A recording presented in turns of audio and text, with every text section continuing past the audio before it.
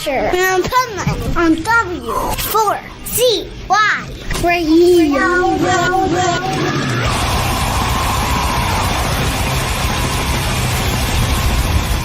This is the Pipeman here on the Adventures of Pipeman W4CY Radio, and this is our Positively Pipeman segment with the pet health guru, talking health for humans and health for pets. But today we're going to talk about Greek mythology. Oh, wait, no, not Greek mythology. Breeds mythology. Pet health guru, what is breeds mythology? Well, it happened to originate basically out of the veterinary community, out of the animal health community as a whole, to sell different products. You know, you go to your veterinarian and your dog's got some sort of condition, or that so-called diagnosed with some sort of condition. And the first thing you're going to hear is, oh my God, this breed has that problem all the time. And there's nothing farther from the truth, because a wolf is a wolf is a wolf is a wolf. And it doesn't matter whether the tiny little toy breeds or those giant breeds or everything in between, their physiology is all the same. And of course, a few companies out there then decided to capitalize on diet as well, that, you know, your poodle needs a special diet because it's a poodle. Mm-hmm. And then that's only going to cost 25% more than that same food in a regular bag. But it says this. And of course, part of that was also another one of these mythical things that are out there, is the so-called DNA testing for breeds and breed characteristics. Because every single one I've looked at, it has no history of gray wolf. So if you're looking at DNA, that's what it is. But they made a whole business of this so they could sell the diets. You know, oh, your dog is 50% whatever, 30% this. Yeah. Okay, which means that, okay, your breeding female dog has been doing the whole neighborhood, you know, indiscriminately. And so now we have a bunch of mixed breed puppies and kittens that are all over the place. But basically, their basic needs are all the same. Now, do certain breeds have, you know, predispositions? Again, it goes back to environment and diet. You know, yeah. The big breeds, of course, we've talked about hip dysplasia and some other bone and joint things. Well, that's caused by a bad diet to start with, because when the dog is growing, if you don't have the right components in the right ratios, the minerals and the vitamins, hormones, enzymes, and all of that, you will get malformations in the skeletal itself. And if we don't maintain it as well with a good diet, then you end up with, you know, having to go to the doggy chiropractor and get your dog adjusted because everything's out of joint. So there's a lot of different things about, you know, they approach that as well. Again, in a previous show, I was talking about exercise. You know, some dogs, you know, why does one dog can walk 5 miles and the next one can't? Because they were bred for specific things. Sporting breeds, for instance, hunting dogs. You know, I mean, they were bred for certain characteristics. You know, retrievers, you know, depending on whether you're hunting ducks on the water or you're hunting pheasant in the uplands, okay, certain breeds do better at swimming. Certain breeds do better at finding stuff, you know, in the grass and things of that nature. Working breeds, you know, if you've ever watched a border collie or, a couple of border collies herding sheep, I mean, they know they are just, first off, they're so trainable. And secondly, they're like magic. They're like streaks of lightning. They can move so fast. That's because of the breed characteristic. But that physiology is the same in all different breeds. It's just that it's like, you know, some people are better at sitting at a desk. Some people are better off as a construction worker. You know, it's depending on the way you use your body and the way the body's designed.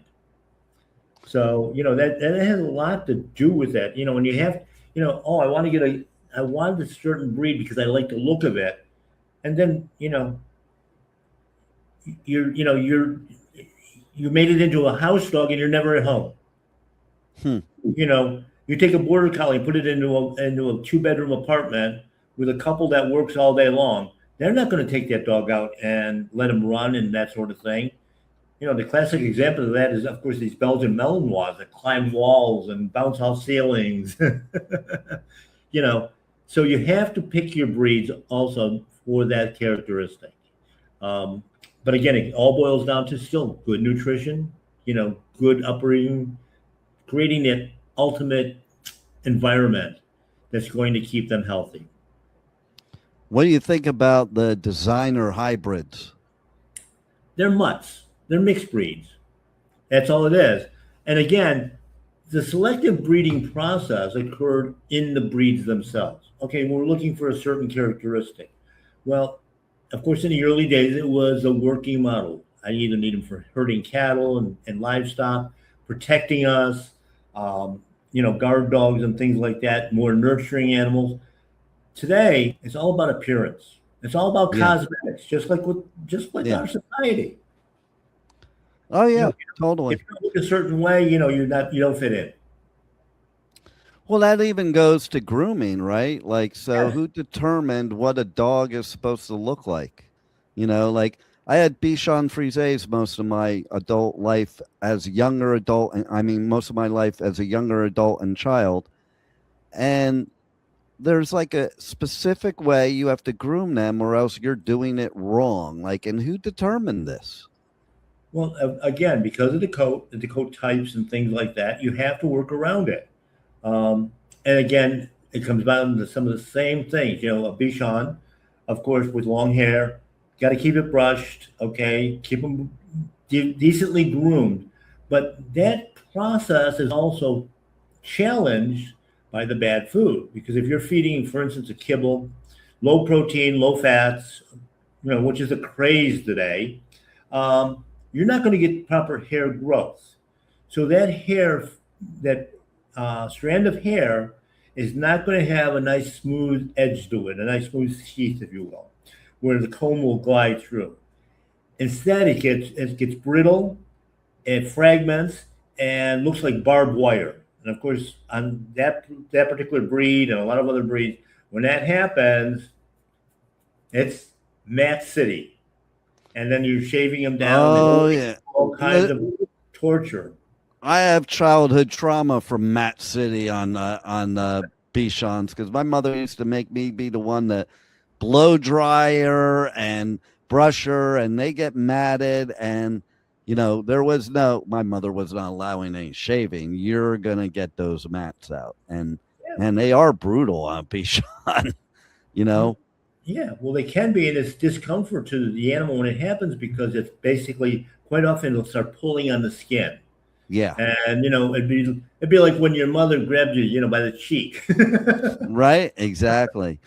And so here's something too I have to say from real life experience about designer dogs. So, as you know, I had April. She was a pug, and pugs during that time were the most popular ones to create a designer hybrid because pugs are like one of the greatest dogs, except for their smushed in face and their, sinus problems and all that. So They create these new dogs that don't have it.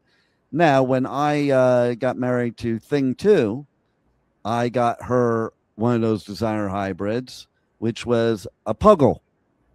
And I can tell you right now, April was a way better dog than that designer hybrid. That designer hybrid was a pain in the behind. Yeah. Just saying. I don't see where the advantage was either. Yeah. Well, the thing is you're playing basically roulette with the genetics. You want one trait and like the pushed in face. Okay. That might look cute. But the trauma that it puts the animal through because they can't breathe, they can't eat properly, the jaw is malformed, and therefore over time it's going to hurt. And all these little things, and then of course, on some of them, like you take a Shar-Pei, with the folded skin. Oh yeah, that looks really cute. But in that fold, you've got every fungus, every bacteria, every every You know what you made me think of, right? Those folds are like foreskin. yeah, It's like not having a moil, take your foreskin yeah. away. That's yeah. I mean, it's we think we're doing good, but in many cases we're just creating havoc with the animal and and their physiology. It's all about And money. It's not about good or the dogs or whatever. It's all about money because you can sell it absolutely, for. It amazes me how much money people spend on mutts. yeah, Like used to be when I was a kid, like a Bichon was an expensive dog. A Bichon is cheap compared to some of these mutts, yeah, which just blows my mind. The whole reason the Bichon was more money or any other, because it was purebred, not because it was a mutt. yeah. It was purebred and had standards, absolute standard. When you start crossing it, you're not going to get a standard. Basically, you're going to get hit or miss on which characteristics are being transferred back and forth. When you go to the next generation, they can go back completely backwards. Okay, like on a labradoodle. Okay, if you breed two labradoodles, you might get a Labrador again. You might get a poodle again, and you might get something completely different because That's we're true. mixing up the genes. Yeah, and it's funny what you should say about the standards because, we used to show our Bichons too. And, Yeah, you know, the Bichon that you got had to have certain standard characteristics or else they did not qualify, you yeah, know, and that included their leg sizes, how they were groomed, all these different things. And you're right. I think it's just like society in general. There are no standards anymore. yeah. it's, it's It's just, totally right. And in fact, it's funny because I quite often use the dog shows as an example. When you're getting into those purebred dogs with that standard, and you watch a dog show judge, okay, they do a much more thorough physical examination of that animal than any veterinarian I've ever seen. yeah, They're handling, they're feeling where the joints are. They watch the way the animal moves, from the side, from the back, from the front, so you can actually see that physiology working. hmm And once you get outside that breed standard, it's all lost. And of course, a lot of those traits, those bad traits, equate to pain, discomfort, ill health, all of that. And again, we have to add back in, get that specific diet into that dog so you can maintain that ultimate position.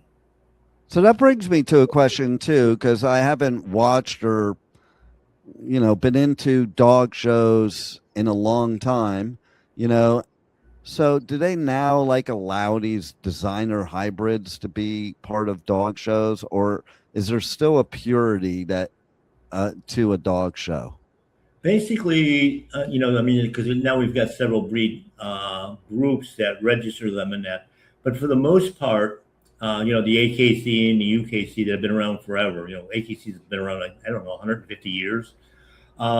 They still have maintained standards. You can enter a new breed.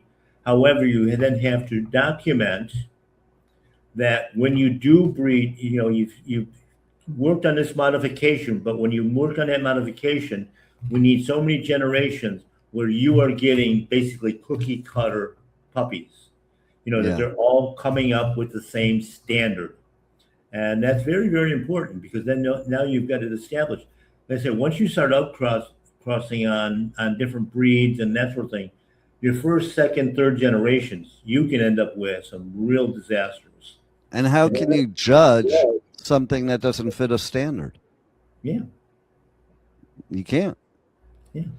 But It's But I know how you could judge how you take care of your animal, and that is by reaching out to the pet health guru.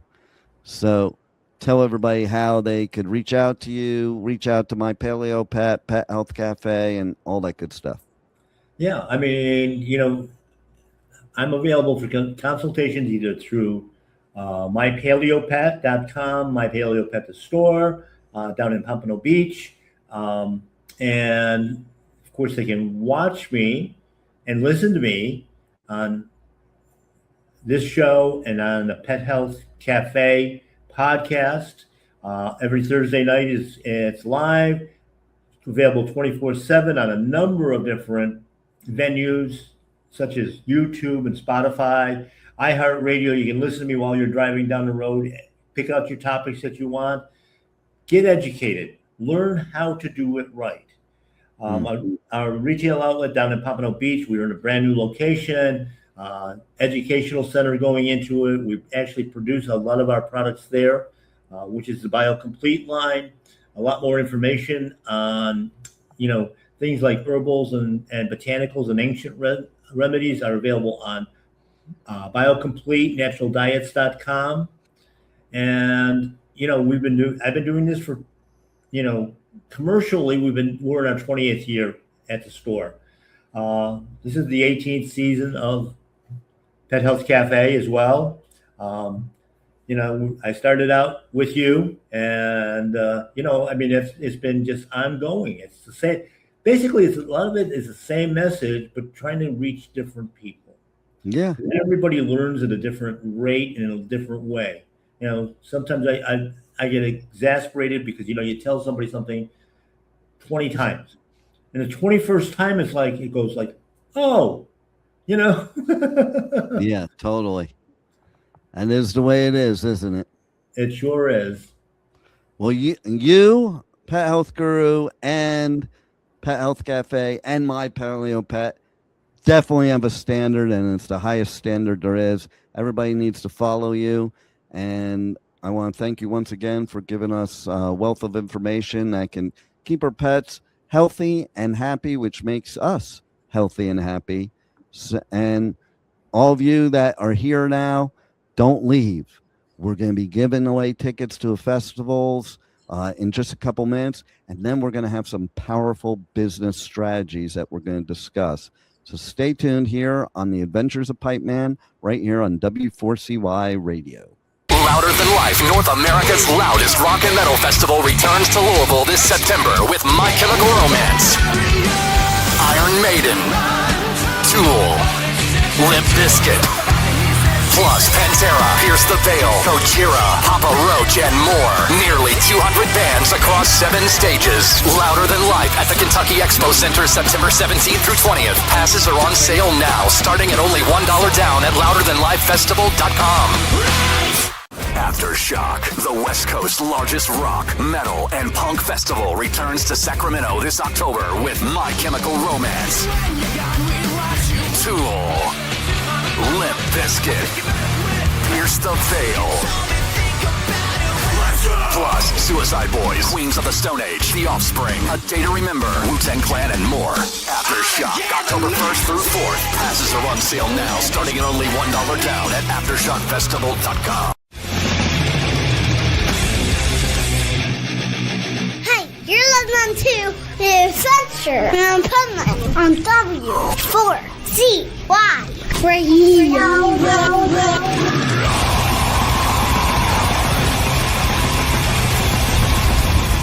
This is the Pipeman here on the Adventures of Pipeman, W4CY Radio, with our powerful business strategy expert, Michael Barbarita, here to give us some great strategies, including today we're going to talk about position of market dominance as employer of choice. Tell us what it's all about, Michael. Will do, Dean. Thanks for having me. So, as you know from previous shows, the position of market dominance is the problem the customer has and doesn't want, and the solution they want they can't find. You come up with that combination, and you'll get more business that you can handle. If it's the right problem, you got to identify the right problem. So a lot of my clients have come to me and asked me, I'm having problems getting good people. Well, it involves a little bit more than just what I'm about to say, but not much more. And that is this. A position of market dominance works extremely well with customers, but it also works extremely well in finding employees and becoming the employer of choice, because you're identifying the problem the employee has that they don't want, along with the solution that they're looking for that they can't find. So the position of market dominance not only works with customers and acquiring customers, acquiring leads, and converting people into your process, but it also helps you become the employer of choice because you're identifying problems employees have that they don't want and that they are looking for, and they can't find it anywhere, or they can't find it in many places. And that's the value. That's how an employer can become an employer of choice, by really brainstorming the problems that employees have. And one great way to do it is asking your current employees why they like working there, and getting feedback from them as to how things can improve. And if you can make that improvement, that's a problem that you're solving for a new employee. So interviewing your employees is really important in terms of getting a perspective as to what problems that they have or what they like about working there. And if it's just run-of-the-mill stuff that they give you, you've got to figure out what the real problem is that that employee has, because you're going to stand out. If you can identify those problems, solve them, you're going to stand out. You're going to become the employer of choice. So we've always talked about position of market dominance as a marketing strategy, and it is, but it's also an employee acquisition strategy as well. And so it works well on both sides of the dynamic. So tell us a little bit about how people can find out more from you about this, and what strategies you could implement for them. Well, what we do with it's a whole, the position of market dominance employer of choice is a 90-day program that we have. We have a 90-day program for 90 days to fast cash. It's a cash flow program. So we have that. We have a 90-day program called Position of Market Dominance, Employer of Choice. We have a 90-day program called Position of Market Dominance. So to get more information is you go to our website, you go to the contact page. Our website is nextstepcfo.net. Go to the contact page, fill out the contact form, and write in the description section, employer of choice.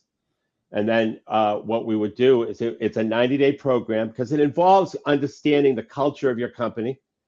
It involves really how you go about. It also involves how you go about finding the problem that the employees have that they don't want. And it also involves taking a look at your benefits package, maybe streamlining that, maybe even reducing it. I've seen situations where we reduced it because whatever benefit that company had was not a real problem that employees had. So if it's not a real problem that they have, then why offer it? Why promote offering it if it's not a problem that they have? And maybe it's not a benefit to them if it's not a problem they have. Yeah, exactly. So if it isn't, yeah. So you've got to kind of review those things as well in terms of your benefits that you're offering. And like I said, if you've got to really start understanding what employees' problems are through your employees, number one. Number two, I've also done it in my situation. In hiring employees, I've also done it in interviews where I don't like the person that much and I don't think I'm going to hire him. I still want to ask him what his problem, what the problems that he has with other places that he chose to interview here. So you can actually get feedback from interviews. And by the way, you can do it with a good interview too, with someone you want to hire. You can do it sure, but you can do it with someone you don't want to hire as well. Well, you get different perspectives too. Right, exactly. And look, the whole thing in both marketing and finding employees is identifying that problem that they have. And it could be many times the problem they have is with the industry. In other words, from a marketing standpoint, they have the customer has a problem with contractors not showing up on time or making a mess of the house after they leave, all that. So you address those issues in your marketing. And the same thing with marketing for employees. You got to find out what is their hot button, what turns them on about a company. Because 90% of the time, it's not money. Yeah. It's not money. So in the contracting business, it's career development and career path. There's no real career path for a carpenter. They could be a lead, but that's it. What we've done with many of my clients in the construction business is we've had levels of carpentry. So a carpenter 1 is at the entry level, but then you can get promoted to carpenter 2. In order to get promoted to carpenter 2, you have to understand this, and this. And then carpenter 3 before they become a lead. But it's a career path. That's something that's missing in the trades. Yeah, that's true. And so why do you think businesses may not focus on market dominance with their employees? Or, maybe why don't they even think about it sometimes? Well, they look at the messages that the want ads and the messaging that they've been attracted to. And or has historically worked, or is what everybody else is doing. Okay, they'll look at other people's ads and say, "I'll copy that," and they copy it. But if it doesn't identify the problem the customer has, you're not going to get the action, and you're not going to get the quality. You're going to get the scrubs. So, is there any disadvantage to them putting a focus on those employees, on the market dominance with the employees? Is there a benefit to an employer why they wouldn't want to do that? No, other than it's different. Yeah. Change is hard, Dean. Change is hard. It's hard for some business owners, just repel it completely. And I could never work with that kind of situation. You have to be open-minded in order to work with me, because we create strategies that your competition isn't doing. So therefore, that's change. That's change, and change is difficult. I was just having this discussion last night with my son, actually. Like in the industry I'm in, you either change or you die, because technology is moving so fast and things are evolving so fast. So you constantly have to reevaluate. And we were talking about a perfect example of the absolute disaster when you don't change and you're resistant to change and you don't want change. And that's the company IBM, because they're still, to this day, and we're talking about, we're going back like 40 years to this day, they still haven't figured it out. And still, they were the serious dominant technology company, but they refused to let the mainframe go away. And they were very resistant to Bill Gates' idea of a PC in every home. And here we are, so, and to this day, they still struggle, and they will never be the relevance they ever were again, because of the resistance to change. Yep. And business owners are the same way. It's hard. Change is hard. Yeah. And it's hard to convince business owners to change, especially when they have a certain, parochial method that they've always used and, that's always worked well. Well, I say things are different now. Yeah, I say they need to reach out to you and schedule something with you, because the only thing constant in life is change. There you go. I agree. Thanks once again, Michael, and Thank you, Dean. We'll see you next week as we are going to build some 2027 strategic plans in Q3. So, everybody, thanks for listening to the Adventures of Pipeman and our powerful business strategies with our resident expert from Next Step CFO, Michael Barbarita, and we will see you again next week. Thank you for listening to the Adventures of Pipeman on W4CY Radio.